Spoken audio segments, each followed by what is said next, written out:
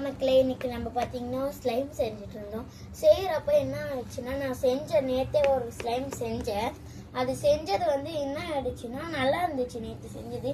இப்போ ஒன்று செஞ்சேன், அதில் போட வேண்டிய ஐட்டம் ஒன்று அதிகமாக போட்டுட்டேன். அதனால இப்படி குழன்னு ஆயிடுச்சு.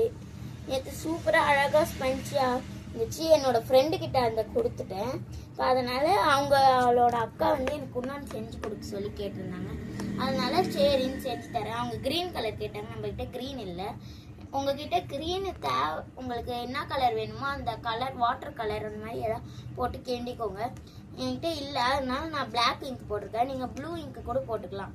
இப்போ நான் என்னென்ன ஐட்டம் போட்டேன்னு சொல்லலாமா? நேற்று போட்ட ஐட்டமும் வேற, இன்னைக்கு போட்டதும் வேற.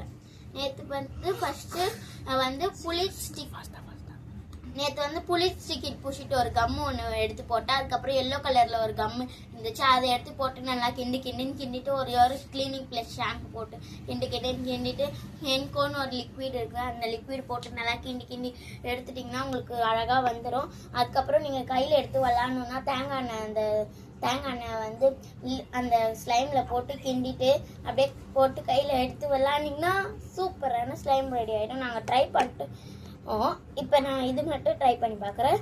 சரியா? நான் நாளைக்கு உங்களுக்கு ஒரு வீடியோ போடுறேன். ஓகேவா? பாய்.